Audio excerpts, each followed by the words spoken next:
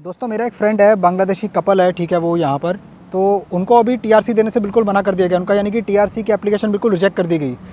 और आप जैसे कि स्क्रीनशॉट में भी देख सकते हैं कि बहुत सारे लोगों के साथ में ऐसा यहाँ पे हो रहा है कि उनको यहाँ पे टीआरसी नहीं दी जा रही है, रिजेक्शन हो रहा है बहुत ज़्यादा। और साथ में ये सुनने में आया है कि पुर्तगाल शेंगेन जोन से बाहर हो रहा है, यानी कि जो 26 कंट्रियों का एक पूरा का पूरा मेंबर स्टेट्स का, ठीक है, एक वीज़ा होता है शेंगेन जोन, शेंगेन वीज़ा, ठीक है, पुर्तगाल उससे बाहर जाने की बात कर रहा है, ठीक है। तो क्या ये सच है वाकई में? और इसके अलावा ये भी सुनने में आ रहा है कि यहाँ पे जो है फाइल लॉक बंद हो रही है, यानी कि पेपर यहाँ पे बंद हो रहे हैं, जिसे हम बोलते हैं कि भाई पूरे यूरोप में आप किसी भी कंट्री को घर नहीं बना सकते सिवाय पुर्तगाल के, इटली के, स्पेन के, और सबसे ज़्यादा आसान है पुर्तगाल। इस बात के अंदर जो है कितना दम है, चलिए इस वीडियो के अंदर आज जानते हैं, ठीक है। तो वीडियो को शुरू करते हैं दोस्तों। सपोर्ट करना, ठीक है, लाइक कर दो वीडियो को, सब्सक्राइब कर दो चैनल को। कोई मेरा भाई अगर पुर्तगाल आना चाहता है तो मैं पुर्तगाल में ही रहता हूँ, ठीक है, तो आप मुझसे कांटेक्ट कर सकते हैं, फॉलो कर सकते हैं। इंस्टाग्राम पे भी जाके मेरी आईडी पे फॉलो कर लो, नीचे आपको आईडी मिल जाएगी, डिस्क्रिप्शन में भी लिंक डाला हुआ है, नीचे भी आपको मिल जाएगी।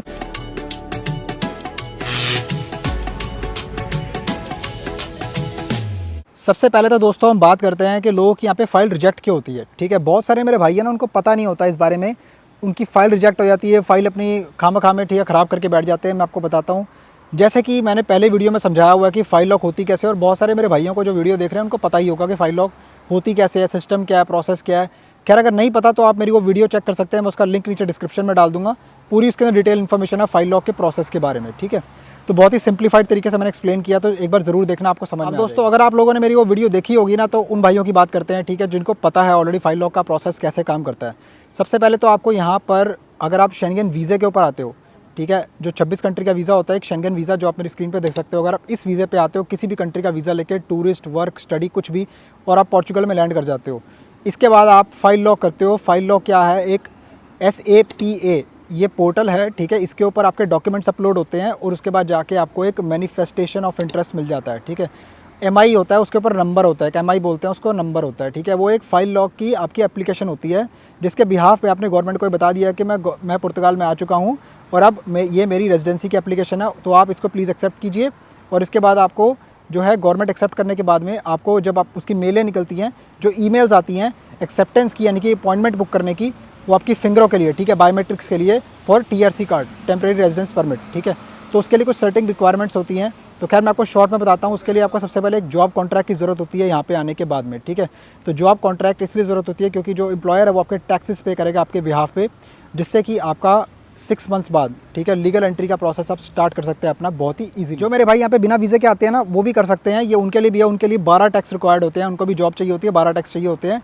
इसके लिए कोई खास रिक्वायरमेंट नहीं होती है। सबसे पहले आपको यहाँ पे आने के बाद में NIF नंबर चाहिए होता है, सोशल नंबर चाहिए होता है। उसके बाद आपको यहाँ पे एक रहने के लिए एड्रेस चाहिए होता है। वो बहुत ज़्यादा ज़रूरी नहीं है, पर एक जुनता बोलते हैं यहाँ पे, ठीक है, वो एक एड्रेस प्रूफ होता है, वो आपका हर जगह काम आता है। कार्ड रिसीव करने के लिए, PCC आपकी इंडियन PCC रिसीव करने के लिए, या कोई भी चीज़ है उसके लिए आपको गवर्नमेंट ये एक जो है ऑथराइज प्रूफ होता है जो आपका एक्सेप्ट। के अलावा साथ ही साथ आजकल आपको जो है ना SNS नंबर, यानी कि युतेंत नंबर, उसे मेडिकल फैसिलिटी के लिए यूज़ किया जाता है गवर्नमेंट की, ठीक है। यहाँ पर जो है सेंटर दे सौद होता है, उसको बोलते हैं। हर एक एरिया के अंदर हॉस्पिटल होता है, हॉस्पिटल टाइप, एक क्लिनिक टाइप होता है। जैसे कि अब इंडिया के अंदर जगह जगह पे केजरीवाल ने जैसे मोहल्ला क्लिनिक खुलाए हुए हैं ना, तो इसी तरह से आप ये समझ लीजिए यहाँ पे जो है सेंटर दे सौद होता है।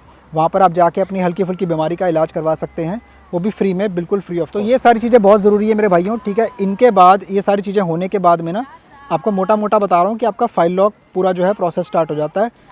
लीगल एंट्री वालों के लिए 6 टैक्सेस अगर उनके पास जॉब लग गई है, और इलीगल एंट्री वालों के लिए 12 टैक्सेस, ठीक है। ये बात तो क्लियर होगी मेरे भाइयों। अब मेरी बात गौर से सुनना है यहाँ पे कि क्या होने जा रहा है पुर्तगाल के अंदर, सिचुएशन। पॉइंट नंबर 1 पे आते हैं दोस्तों। बात करते हैं कि यहाँ पर क्यों रिजेक्ट हो रही है फ़ाइल, क्यों लोगों को रेजिडेंसी कार्ड नहीं दे रही है, क्यों इतना मतलब दुखी कर रहे हैं लोगों को, ऐसा क्यों होता है। सबसे पहली बात मेरे भाइयों, ध्यान से सुनना यार, आप कोई भी कंट्री में हो, डजेंट मैटर। अगर आप पोर्चुगल आना चाहते हो ना, पोर्चुगल आने के बाद में ना, प्लीज़ आप एक बात का ध्यान रखना कि यहाँ पर अगर आपने रेजिडेंसी कार्ड लेना है ना, तो यहाँ पर जॉब कॉन्ट्रैक्ट लेने के बाद में यहीं पर जॉब करें और यहीं पे प्रॉपर तरीके से अपने टैक्स आप चेक करें, ठीक है। उसका मैं लिंक नीचे डाल दूंगा कि टैक्स आप कहाँ चेक कर सकते हैं। कई मेरे भाई होते हैं उनको पता नहीं होता, बहुत हैं ऐसे लोग यहाँ पे जिनको नहीं पता होता, जिनको मिस गाइड किया जाता है, बिल्कुल उनको कुछ समझ नहीं होती। उसके लिए आपको सिंपली जो है सोशल सिक्योरिटी की वेबसाइट पर जाकर लॉगिन करना होता है और आपको जाके वहाँ पर टैक्स चेक करने होते हैं अपनी जॉब्स के अंदर, करियर के अंदर, ठीक है। वहाँ पे जाके आपको पता लग जाता है आपके कितने एम्प्लॉयर ने कितने टैक्स डाले हैं, ठीक है, और कितने आपके एम्प्लॉयर रहे हैं ये भी आपको पता लग जाता है। जो कॉन्ट्रैक्ट का स्टार्टिंग और एंडिंग है वो भी पता लग जाता है, सब उसके ऊपर ही है। तो यार क्या करते हैं ना लोग, पता है यहाँ पर कॉन्ट्रैक्ट लॉक करवाएंगे, जुगाड़ वाले कॉन्ट्रैक्ट होते हैं। यहाँ पर लोग जो हैं इस तरीके से यहाँ पर अपनी शॉप्स खोलते हैं इसी काम के लिए कि किसी तरीके से कोई फंस जाए, बस उसको जो है किसी भी तरीके से हलाल करना है इन्होंने। अपने लोगों ने यहाँ पे बहुत ज़्यादा गंदा काम कर रखा है। यहाँ पर क्या करते हैं कि उनसे टैक्सेस के रूप में एक पूरा पैकेज जो है सिस्टम पूरा करते हैं कि भाई अगर तेरे को हमारे साथ में करना है टीआरसी कार्ड तक का 2-2,500-3,000 यूरो हमें दे दे, हम तेरा कॉन्ट्रैक्ट लगा देंगे, तेरे टैक्सेस भी डालेंगे, तू पैसे डालेगा तेरे टैक्सेस डाल देंगे।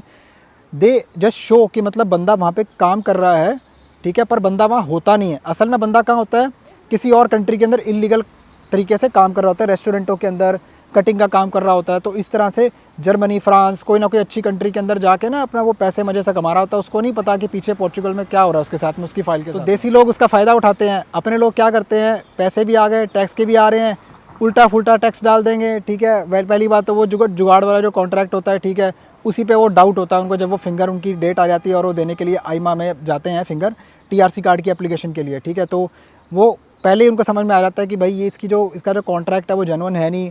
फिर वो परेशान होता है बेचारा, खज्जल होता है, एंड में केस पढ़वाता है, वकीलों के धक्के खाता है, फिर अपनी फ़ाइल रिजेक्ट करवा के फालतू में बैठ जाता है, क्योंकि टैक्स उसके उल्टे सीधे पड़े होते हैं।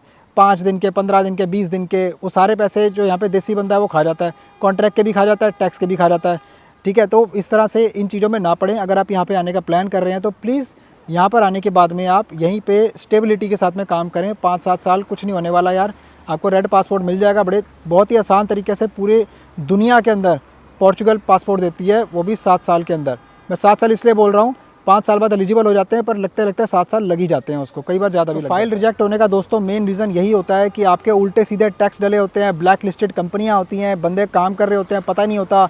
देसियों ने खेती बाड़ी के ऊपर मतलब जो है एक प्लॉट होता है, प्लॉट लेके 150-200 कॉन्ट्रैक्ट लगाया होता है, उसी से पैसे कमा रहा होता है, वो खुद फरार हो जाता है, ठीक है, और बाकी जो लोग हैं, ठीक है, उनको फंसा के चले जाता है। तो ये सब चीज़ें करनी नहीं चाहिए। पता नहीं अपने लोग यहाँ पे क्यों करते हैं सब चीज़ें। तो ये कोई इससे ना तो उनका कोई भला हो रहा है, क्योंकि उनका भी जो है रेजिडेंसी उनकी भी ख़राब हो जाती है और दूसरे आदमी की भी वो ख़राब कर देते हैं, पूरी की पूरी फाइल रिजेक्ट हो जाती है। तो ये तो दोस्तों था रिजेक्शन का मेन रीज़न, कि इसी वजह से जो फाइलें जो रिजेक्ट होती हैं, incomplete documents, black listed companies.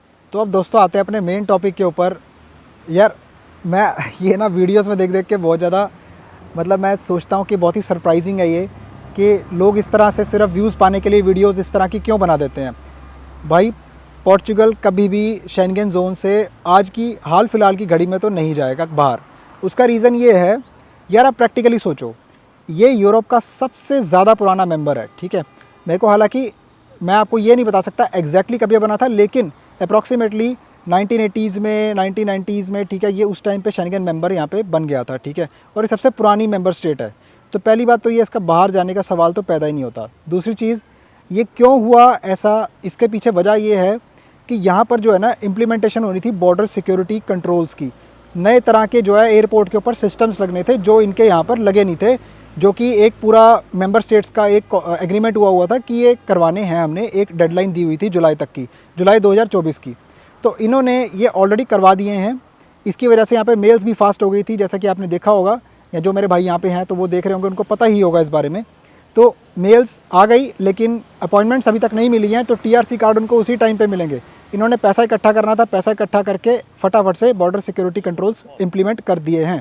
तो ये तो क्लियर है, ये शेंगेन जोन से बाहर नहीं जाएगा। तो प्लीज़ ऐसी अफवाहों में ध्यान ना दें और ऐसी वीडियोस ना देखें, क्योंकि इससे कोई फ़ायदा नहीं है। मैं आपको एक करेक्ट इन्फॉर्मेशन बता रहा हूँ, ये कभी भी बाहर नहीं जाएगा, हाल फिलहाल की घड़ी में कभी नहीं जाएगा, क्योंकि इनको इसका नुकसान है। प्रैक्टिकली सोच रहा हूँ, मैनेजरियल तरीके से अगर मैं सोचूँ तो गवर्नमेंट को यहाँ की बहुत ज़्यादा लॉस है अगर वो पोर्चुगल को शेंगेन जोन से बाहर जाएगी लेके। तो इससे क्या है कि एक तो टूरिस्ट नहीं आएंगे यहाँ पे, वीज़ा इसका अपना हो जाएगा, और दूसरी बात है इंडिया से भी इसका वैसे भी वीज़ा मिलता नहीं है इंडिया से, ठीक है। तो जो मेरे भाई पोर्चुगल में यहाँ टूरिस्ट वगैरह जो आते हैं यहाँ पे, तो वो आ नहीं पाएंगे यहाँ पर, तो उनको भी वीज़ा लेना पड़ेगा। तो दैट्स वाई मतलब ये प्रैक्टिकली पॉसिबल नहीं है। अब मेरे भाइयों के मन में ये सवाल होगा कि फाइल लॉक का क्या हुआ, फाइल लॉक यहाँ पे बंद हो गई। उसके लिए भी बहुत सारे मेरे भाइयों ने, यूट्यूबर्स ने वीडियोस बना रखी हैं कि भाई फाइल लॉक बंद हो गई, पुर्तगाल में कोई अब पेपर नहीं मिलेंगे, अब फटाफट से फाइल लॉक करवा लो, फाइल लॉक होना बंद हो जाएगी। ये भी सब अफवाह है दोस्तों, इस पर मत आइए। ये पता नहीं क्यों लोग व्यूज़ पाने के लिए ऐसी वीडियोज़ बना देते हैं। यार फाइल लॉक यहाँ पर नहीं बंद हो सकती। टेम्परेरीली सस्पेंड हो सकती है, जैसे 1 साल के लिए पीछे 2 साल के लिए पीछे हुई थी, 2018 के अंदर आपने देखा होगा स्टार्ट हुआ था वापस काम। लेकिन यहाँ पर ये सिस्टम कभी ख़त्म नहीं हो सकता यार, क्योंकि गवर्नमेंट की कमाई यहाँ पर यही है, टैक्सेस की कमाई है, ज़्यादातर इमिग्रेंट्स बहुत ज़्यादा कंट्रीब्यूट करते हैं इस कंट्री के अंदर, तो वो क्यों फाइल लॉक बंद करेंगे ना।